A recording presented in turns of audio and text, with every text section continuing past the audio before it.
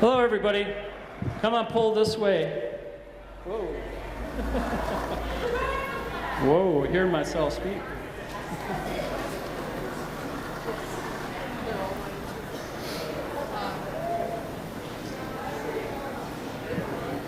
All right. There will be many audience participation parts to this, but we do have a few speakers. Come on in closer. Come on in. Pull in. Close right.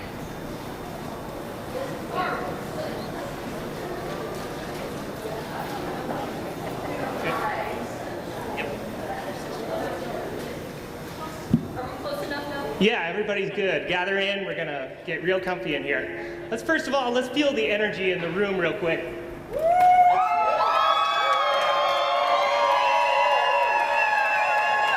That's great. I want to start off by saying thank you, my fellow Montanans, for turning out in such great force.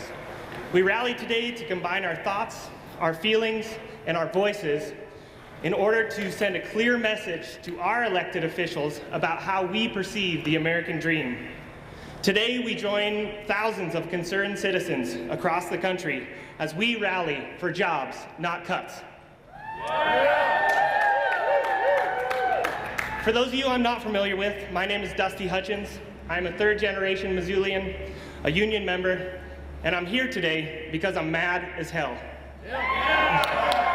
Mad because we've created an economic system in this country that rewards absolute greed while punishing those who value an honest day's work. We provide bailouts to the largest, most tyrannical corporations while stripping social safety nets which are essential to rebuilding the ladder to the middle class. Brothers and sisters, I know you're here today because we share similar feelings towards the injustices of our times. Today, united, let our voices be heard. Our first speaker today is a man who has made it his life's goal to make the American dream a reality for all Montanans. It is my pleasure to introduce the Executive Secretary of the Montana State AFL-CIO and champion of the working class, L. Ekblad.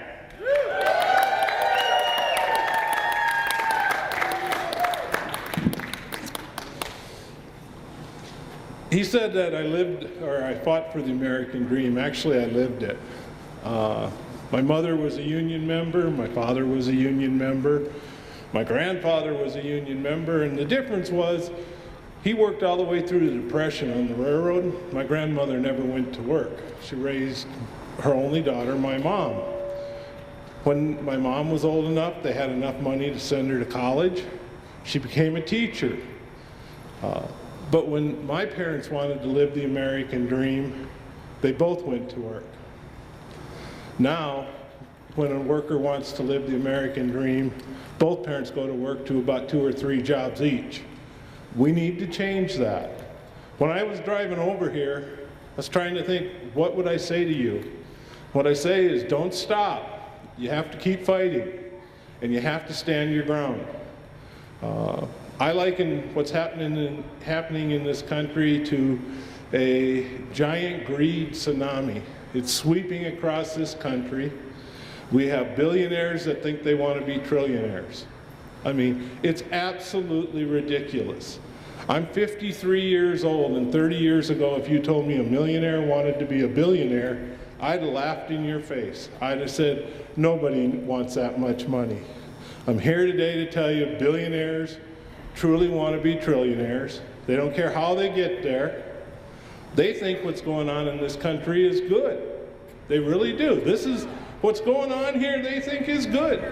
They think that if they can break the middle class, if they can get workers so that we're fighting against each other, it's good. So what they have right now is they have young workers fighting retired workers for entry-level jobs. They have the public sector workers being accused of being greedy by the private sector workers. They have middle-class workers so up against the wall that they're afraid to fight.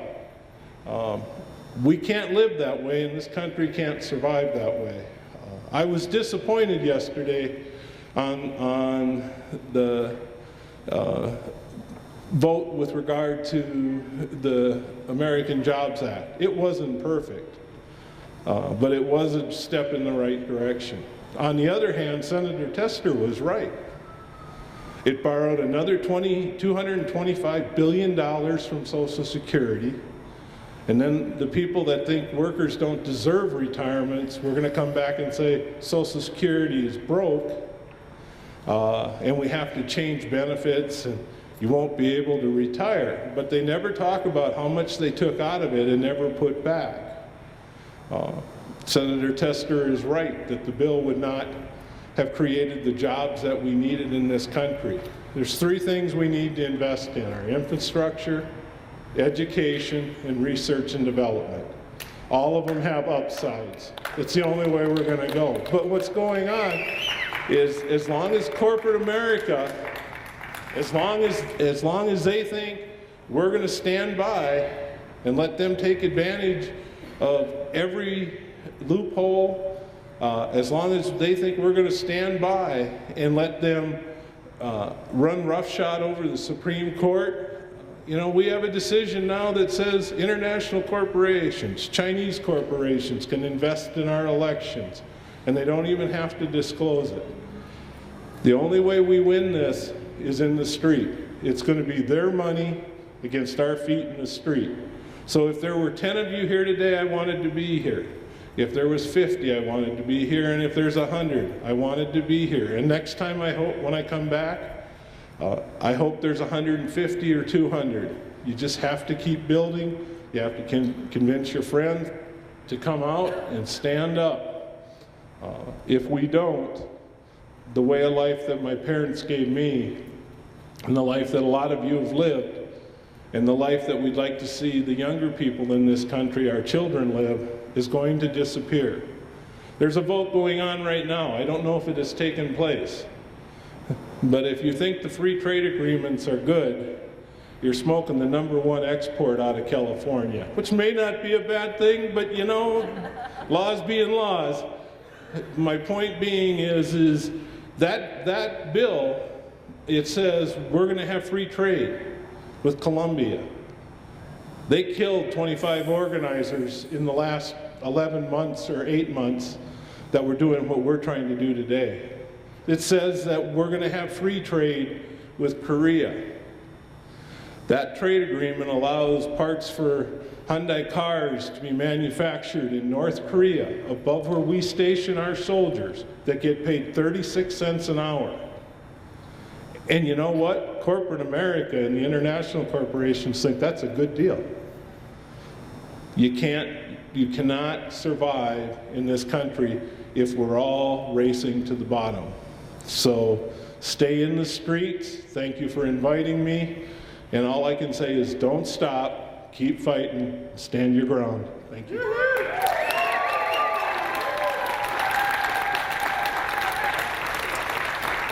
Thank you very much, Alex. There's a lot of the things that he was speaking about investing in our infrastructure, protecting our social safety nets. If those are the things that you hold on to, we're passing a petition around, and if you'd be willing to sign that and show your commitment towards those things in our future. Our next speaker, a gentleman by the name of Michael Regner. He is from the Disabilities Rights Council, and he's here to speak a little bit about his experience and related to labor.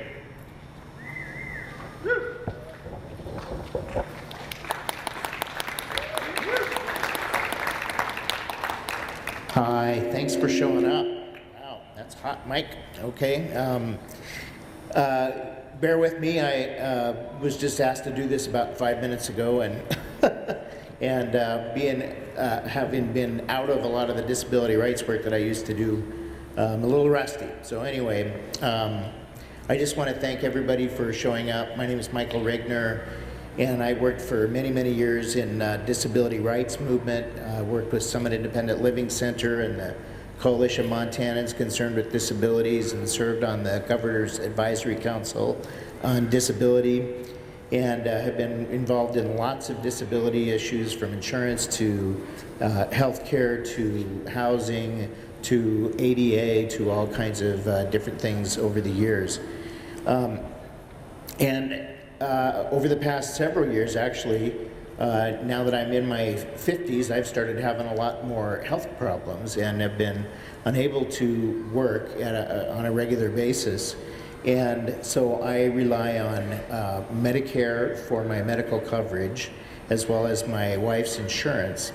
And even at that, even with what we consider to have really good insurance coverage, you know, we still pay hundreds of dollars a month just in co-payments and co-insurance and those kinds of things, even with good coverage. Even when you have good coverage these days, there just really isn't any such thing anymore. And if you have a disability, you obviously have a great many more health needs than the average person. And so most people with disabilities rely on public policies, although lots of people are on private policies too, but mostly on Medicare and Medicaid. And you know, the cuts just keep coming fast and furious in these programs. And when you hear the discussion that you've been hearing about not increasing revenues and instead trying to balance our budget and solve our deficit problem strictly through cuts, it's frightening. If you have a disability, that's a frightening specter to behold because, well, you know, that's where the money is in Medicare and Medicaid. And so that's, you know the old line about why do people rob banks? Because that's where the money is. Well, why do they cut Social Security and why do they cut Medicare and Medicaid? Because that's where there's a lot of money.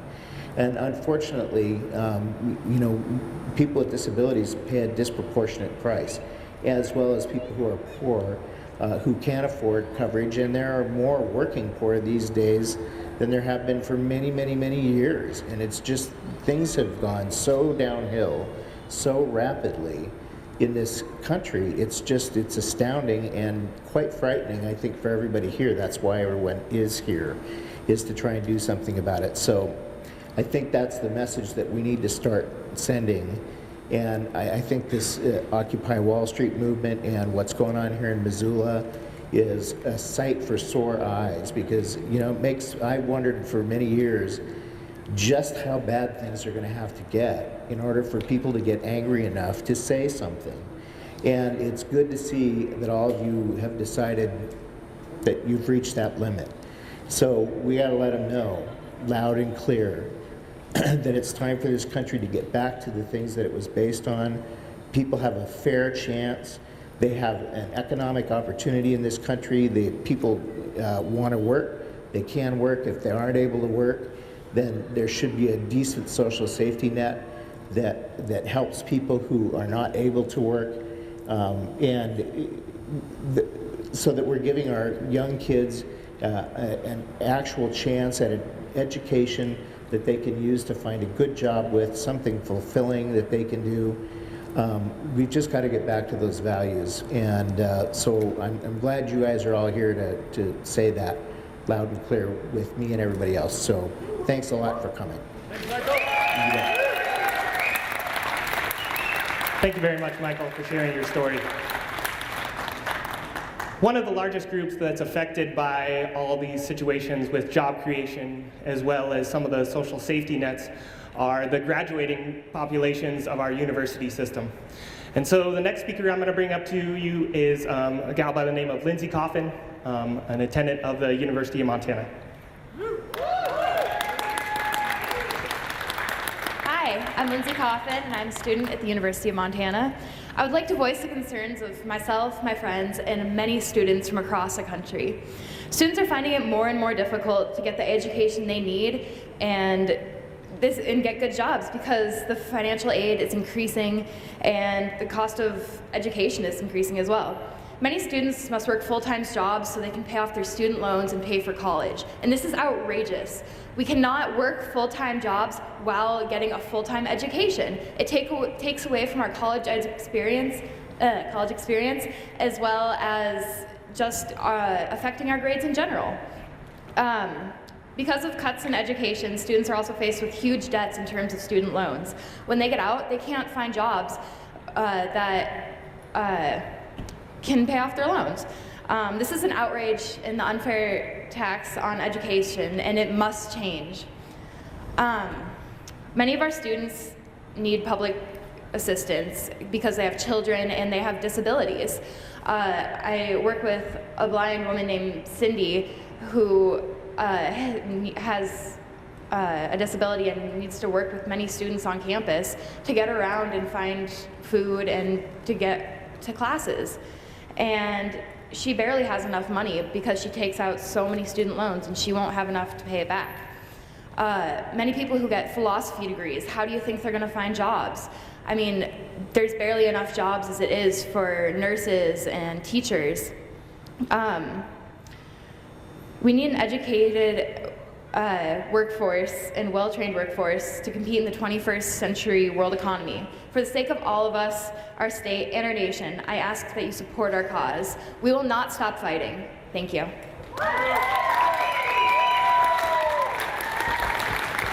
Thank you very much, Lindsay. It is critical today that we not only hear from the leaders of this movement, but also the citizens like yourselves who are on the frontline battles of our economic times. And so I wanted to open up the mic to all of you to share a little bit about what you see as the American dreams for yourself, or maybe tell a story about how these economic times, unemployment has affected all of you. If you could just raise your hands if anyone would like to share. I just have an announcement that the people up at the courthouse are still having a General Assembly, a beautiful example of the democratic process, and some of them may be able to get down here, so don't wander off. Thank you for that. Any other folks?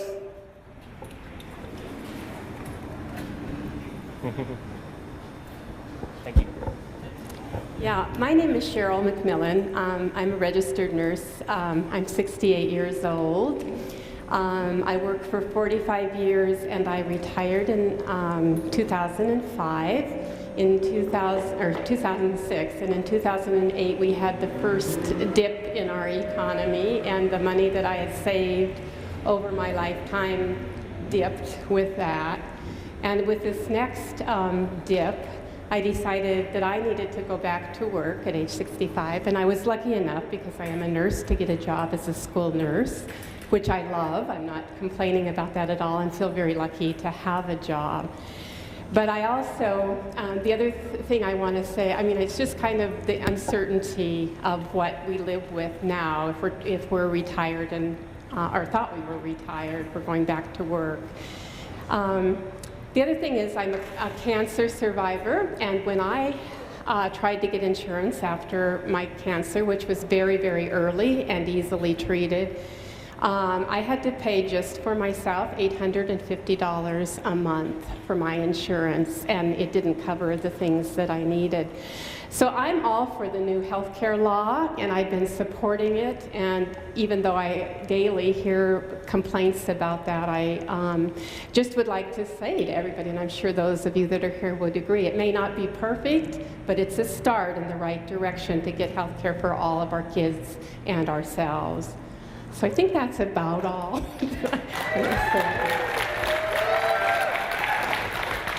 Thank you very much. Are there any folks out there? Yes, please come up.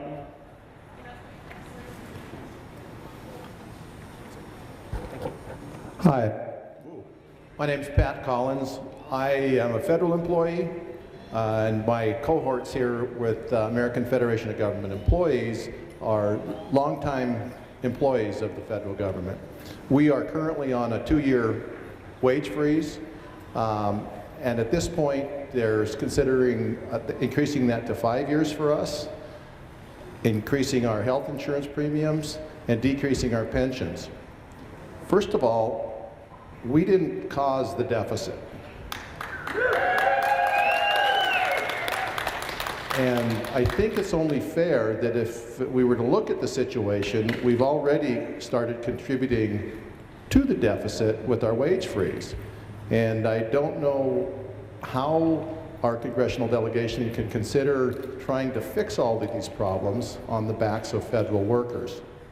So, you know, I think that we all need to participate. I think that it's a good idea that we solve some of these problems, that we stop some of the activities that we're going at on the worldwide level and consider what's going on in this country first. This really is primary, and it's almost heartbreaking to think that here we are in 2011, and I, like Al, grew up in a union family, thinking that, you know, you work hard and you contribute, you pay your taxes, and there's a reward at the end of it, and it's called retirement. We're getting there, and like the young lady before me, I'm ready for my retirement years, but I can't afford to do that. So, you know, health insurance is a primary goal. I think everything costs, and I don't think there's anybody that's not willing to contribute. It's just it cannot all come from the bottom, and that's what I think is occurring now. So thank you. Thanks for showing up. This is awesome, and we need to really get Missoula participating. Thank you. And thank you. Keep those stories coming up. These are the things that build solidarity between us. Thanks. Hi, everyone. My name's Palm Fountain. I got some bad news for you. Middle class days are over. And we won't have a middle class like we did before. It was a spiral of the people's greed. Everybody was going to get more and more. And during that time, I would think about, you know, how much more can I get? And there'd be nothing left. So as the people, we can't look forward to another middle class like we were in the good old days in the 60s and 70s up through the mid 80s. Jobs, the jobs are there. The businesses have made their economic recovery, but they're not hiring. The United States is the most efficient. Their workers, our workers, are the most efficient in the world by far. No other workers in the world can compare to you. That means you're doing the job of 2, 3, 4 people. The jobs are there. Big business is not hiring. And if they wanted it tomorrow, the jobs would be there. The nurse, I worked as an RN. Every RN knows that they're doing the job of 2, 3, 4 people. And there's no doubt about it, unless you're working in some very isolated cases. If you're working in an institution, you're doing the work of more than one person. Every factory worker knows they're doing the job of more than one person. Everybody that works in a store, you know that the jobs are there, they're just not hiring. So, in the bottom line on what's going on is that we're fighting for democracy.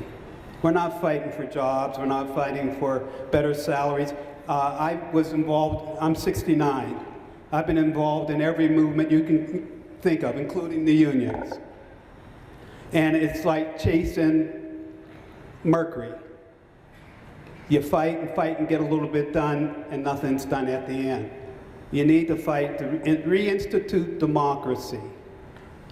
And the reason why democracy is not working in the United States is people like to go home and watch television instead of doing some work. Democracy is a full-time job. It's something you have to work on every day. I've been at a million of these marches.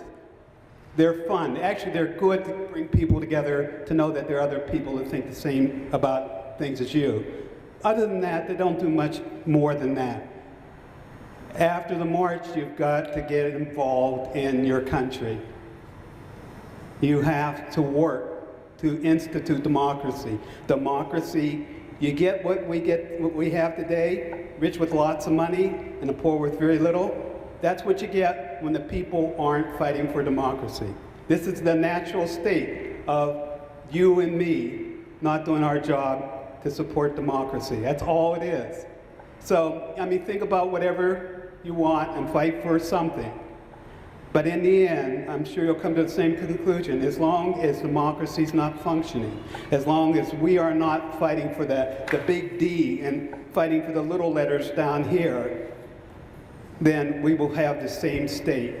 We'll have the same problem, and we will have a government that doesn't work. We'll have a system that doesn't work. So just think about it. Eventually fight for the big D, democracy. And that means I get included, because I was not included in the great American dream. Thank you, very insightful words. Are there any others? Would you come up?